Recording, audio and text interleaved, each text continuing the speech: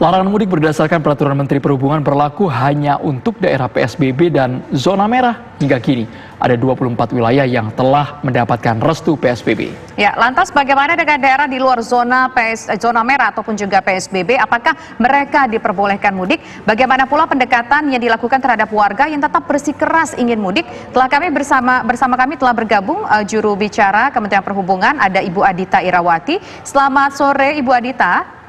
Selamat sore. Ya, Ibu Adita, jadi artinya pelarangan mudik ini tidak berlaku dari Sabang sampai Merauke, hanya untuk 24 daerah yang sudah memperlakukan PSBB ya Bu ya? Ya, betul, sesuai dengan yang sudah ditetapkan di dalam peraturan Menteri Perhubungan nomor 2. Ya, seperti itu. Baik, untuk di luar wilayah itu apakah diperbolehkan untuk mudik Ibu?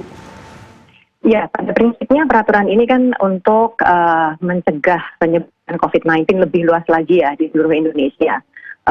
Oleh karena itu memang yang kemudian diatur di dalam peraturan menteri ini adalah daerah-daerah PSBB atau zona merah yang memang akan punya potensi untuk membawa virus ini keluar dari daerah PSBB tersebut.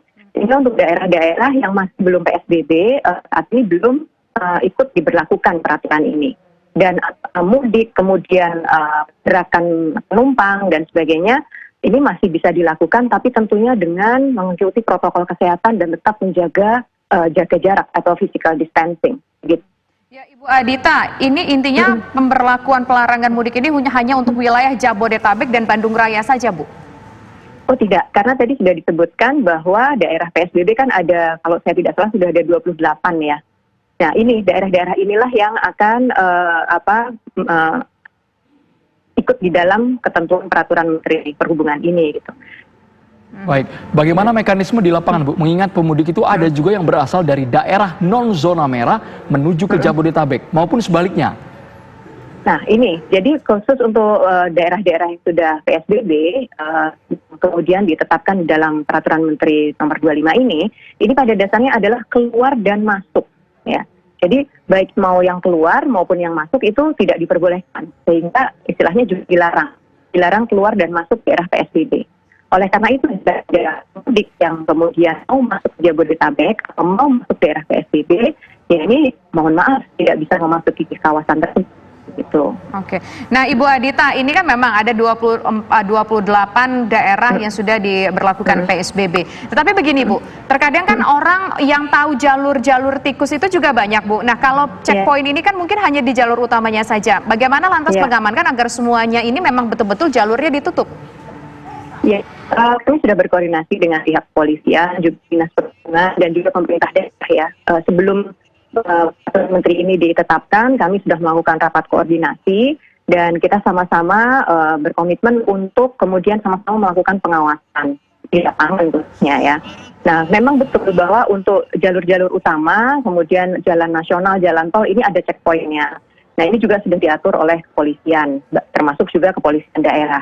Nah, memang daerah-daerah yang kemudian tadi istilahnya jalan tikus, ini adalah sesuatu yang buat kami juga membutuhkan dukungan dan kerjasama dari pemerintah daerah sampai ke level yang terendah untuk bisa melakukan pengawasan. Dan bahkan kami juga dalam berbagai kesempatan meminta bantuan juga kepada seluruh anggota masyarakat juga ikut mengawasi gitu ya. Karena bagaimanapun ini harus dipahami ya, larangan ini kan bukan kemudian kita tidak membolehkan orang untuk ketemu dengan saudara atau melakukan ritual, ketemu dengan sanak saudara atau handai tolan di kampung halaman, tapi ini kan sangat penting gitu. Alasannya adalah untuk kita sama-sama menjaga keselamatan satu sama lain dengan tidak menyebarkan virus corona ini lebih luas lagi di seluruh kawasan Indonesia. Jadi begitu, memang ini disadari bahwa akan banyak memang celah-celah yang kemudian akan bisa dilewati. Tetapi kembali lagi, kalau kita sama-sama memahami esensi dari pelarangan ini, diharapkan semua unsur masyarakat bisa ikut terlibat untuk mengawasi. Gitu. Baik, Ibu Adita, untuk informasi yang lebih utuh, Bu. Ini kami beri contoh, misalnya, Bu Adita, dari Semarang menuju ke Jawa Timur, di luar PSBB, Bu. Seperti di luar Surabaya, di luar Gresik, di luar Sidoarjo. Artinya saat ini masih diperbolehkan mereka untuk melintas menuju ke sana, Ibu ya? Ya, betul. Selama itu memang bukan daerah PSBB, ini tidak termasuk yang diatur dalam peraturan ini, begitu.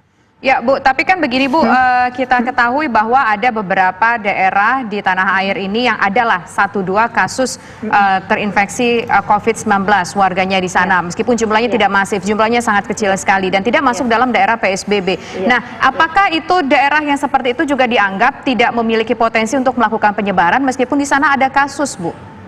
Ya, begini, kita lihat ya, itu sangat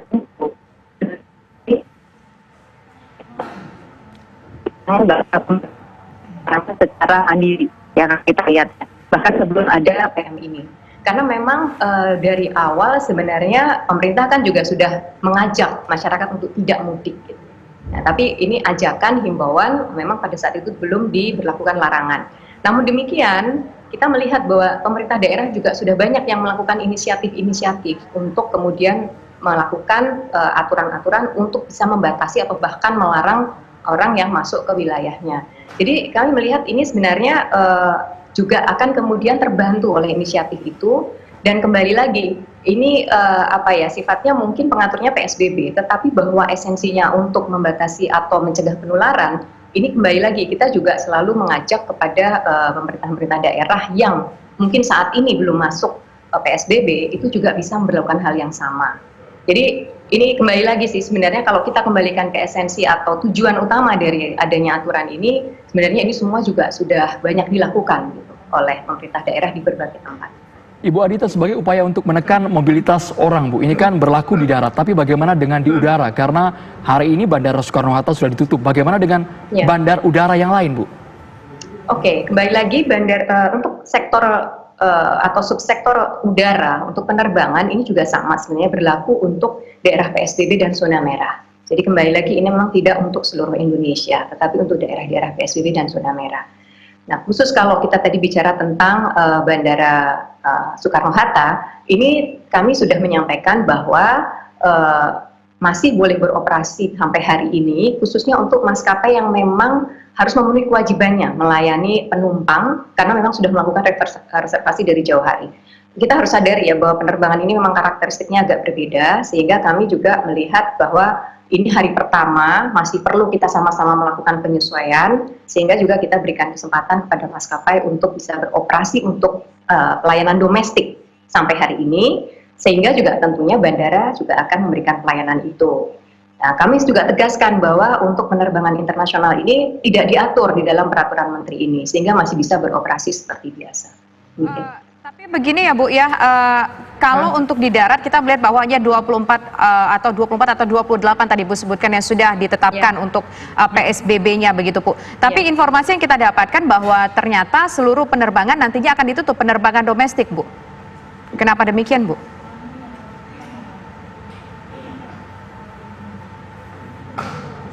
Halo? Halo? Ya, maaf tadi agak sempat terputus, bisa diulangi? Ibu, soal penerbangan ini kita ingin konfirmasi sekali lagi, nantinya semua penerbangan ini akan ditutup Bu? Semua rute untuk domestik, komersil dan charter? Tidak, jadi penerbangan ini kan ada juga pengecualian-pengecualiannya ya kalau dilihat di peraturan menteri ya. Jadi untuk logistik itu masih berjalan, kemudian juga untuk mengangkut beberapa pihak yang dikecualikan seperti petugas pejabat negara, kemudian juga petugas kesehatan, kru pesawat, itu masih boleh. Jadi yang penting tetap menerapkan protokol COVID-19 ya. Jadi memang bandara akan tetap beroperasi karena masih harus tetap melayani logistik, harus tetap melayani kepentingan-kepentingan yang dikecualikan tadi. Jadi saya sekaligus klarifikasi di sini bahwa tidak akan ada penutupan bandara ya, karena kembali lagi masih ada layanan-layanan yang harus diberikan, dan ini layanan yang cukup penting dibutuhkan oleh masyarakat, termasuk barang, logistik, kemudian juga pengiriman sampel COVID-19 itu sendiri. Jadi tidak akan ditutup. Ini yang saya harus klarifikasi juga sore hari ini. Berarti yang ditutup hanya untuk penumpang saja, tapi untuk kargo kemudian VVIP tidak ditutup. Bagaimana dengan bandara-bandara lain Bu di luar wilayah Tangerang, Banten? Artinya mereka tetap bisa beroperasi? Untuk yang tidak wilayah PSBB seharusnya bisa beroperasi seperti biasa. Baik, dengan jelas. Bu Dita, mengenai upaya dari pemerintah Bu, karena kami mendengar tahap pertama ini sifatnya hanya sosialisasi tanpa sanksi. Seperti apa Bu informasi jelasnya? Ya betul, jadi ini kita sadari ya bahwa pelarangan mudik ini kan sesuatu yang mungkin baru pertama kali lah dalam sejarah kita semuanya ya, dan ini adalah sesuatu yang baru. Dan kembali lagi, melarang mudik ini sebenarnya kami juga sepakat juga dengan instansi yang terkait termasuk kepolisian bahwa operasi kita ini sebenarnya operasi kemanusiaan gitu ya, karena kita ingin juga menyelamatkan masyarakat juga untuk terhindar dari pandemik ini. Jadi ketika kita terapkan di lapangan, ini juga sesuai arahan dari Bapak Presiden agar di tahap awal ini marilah kita lebih persuasif gitu. Ya, karena bisa jadi juga mungkin banyak masyarakat yang masih belum tahu atau informasinya masih separuh-separuh. Jadi kita juga masih sadari itu, sehingga hari pertama ini pun kami masih banyak sekali memberikan semacam edukasi, walaupun untuk yang di darat tetap kami minta untuk kembali ya ke rumahnya, tapi belum ada sanksi yang lebih berat atau denda, itu nggak ada. Dan memang kalau di dalam peraturan, kita akan melihat dalam tanggal 24 sampai tanggal 7 Mei ini kita masih persuasif, masih edukasi, sosialisasi. Nanti setelah itu seharusnya kan harapannya masyarakat sudah lebih paham ya tentang, atau sudah lebih mengetahui tentang aturan ini dan juga memahami tujuannya. Harapannya itu tadi, kita akan berlakukan lagi sanksi kalau masih ada yang tetap akan melanggar. Baik, terima kasih Ibu Aditi atas waktunya bersama kami di program Kabar Petang. Semoga ini bisa menjadi pencerahan juga dan informasi bermanfaat tentunya bagi masyarakat. Ya.